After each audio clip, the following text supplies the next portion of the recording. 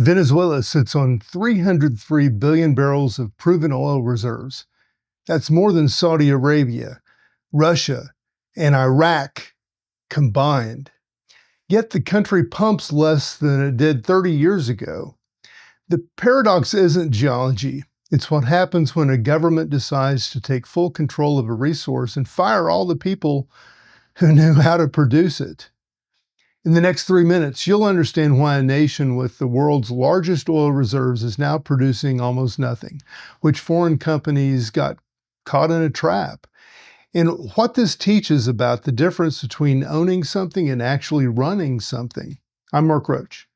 I've spent 30 years in the energy industry, across 6 continents, trained engineers, negotiated deals, watched governments make decisions that sound brilliant in a press conference and catastrophic 5 years later. This is FutureWise Energy, where we decode what's actually happening beneath the headlines. Well, let me start with a timeline, because Venezuela's story isn't random. It's a cautionary tale about policy choices. On January 1st, 1976, Venezuela nationalized its oil industry. The government created a state company called PDVSA, PDVSA, and it took control from about 21 foreign oil companies, mostly American and European subsidiaries. Everyone was compensated. Operations continued, but ownership changed hands completely. For years, this looked like it was working.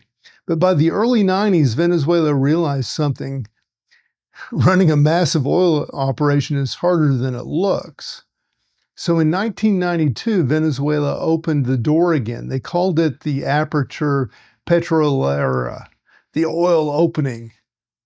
Foreign companies could come back, but not to own the fields. Instead, they could operate them through joint ventures and service contracts. Venezuela kept at least some ownership stake, but the expertise, they came from the outside. Here's what happened next. About 30 to 33 foreign companies signed deals. ExxonMobil, Chevron, Shell, BP, Total. They brought capital, technology, and know-how. Production climbed. Venezuelan engineers worked alongside international teams and learned state-of-the-art techniques. Everything looked sustainable. Then Hugo Chavez changed the rules. In 2005, the government declared foreigners can stay, but only as junior partners. PDVSA must own at least 60% of every project. Operating agreements became majority PDVSA joint ventures overnight. 2 companies said no. ExxonMobil and ConocoPhillips refused the new terms. They walked away. The government expropriated their assets, which means they seized them without meaningful compensation. Everyone else, well, they stayed, but mainly as minority partners with limited say in how operations ran. Then Chavez went further. He declared the privatization of oil is over in Venezuela. So here's the part nobody talks about clearly. Venezuela didn't lose the oil. The oil was still there. Geologists didn't forget how to find it. The geology didn't change. What changed was the people. During the 1990s, in this opening, Venezuelan engineers learned cutting-edge technology. But when the government tightened control and squeezed out foreign operators, many of those engineers left. They moved to Canada, the Middle East, other Latin American countries, and they took their expertise with them. PDVSA tried to run everything alone, but they didn't have enough trained people left. Production dropped from over 3 million barrels per day in the late 1990s to less than 900,000 barrels today.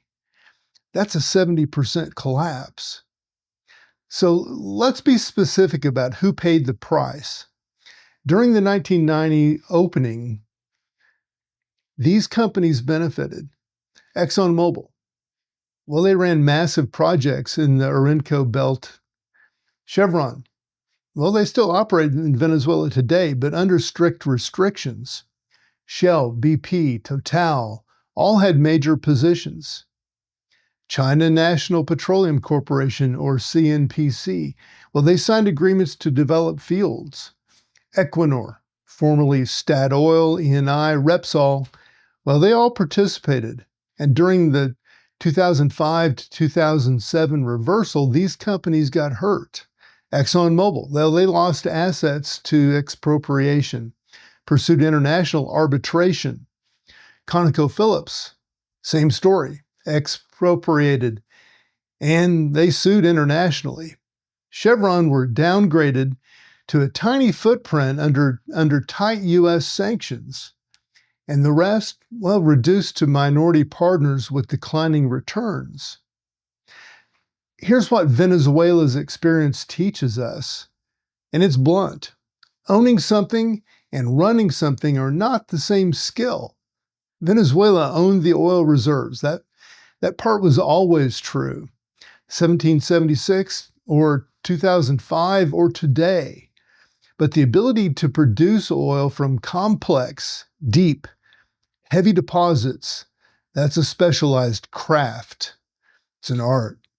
It requires sustained expertise, capital, technology, and institutional knowledge. None of those things come from a government decree.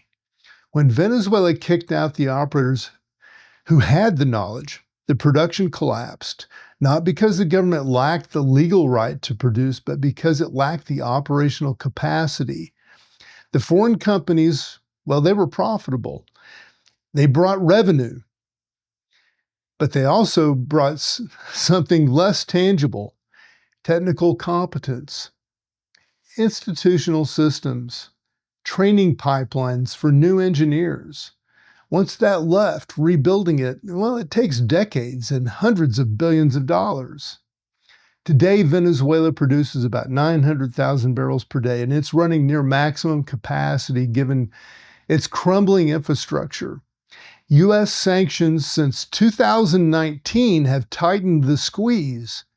Chevron operates under a restricted license that prevents direct revenue transfers to the government. China, listen up, China is now Venezuela's dominant buyer, purchasing 85 to 90% of Venezuelan exports. Russia supplies the chemical diluent needed to transport the heavy crude. The infrastructure is deteriorating. Engineers continue to immigrate. Those 303 billion barrels sit in the ground, proven, geologically certain, completely stranded. And not because they don't exist, but because the system needed to produce them does not. So here's the practical part. If Venezuela could return to even 2 million barrels per day of production, global markets would shift. Heavy crude supply would loosen. Prices, well, they would face downward pressure, diesel prices in particular, which feed into every truck, every delivery, every supply chain would moderate. But that requires not just policy changes, it requires capital, equipment, sanctions relief, and almost crucially, a return of technical expertise. Estimates suggest $100 billion to $250 billion invested over the next decade, plus years of institutional rebuilding. The oil is there, the economics are there. What's missing is the human capital and the organizational systems that actually know how to produce it.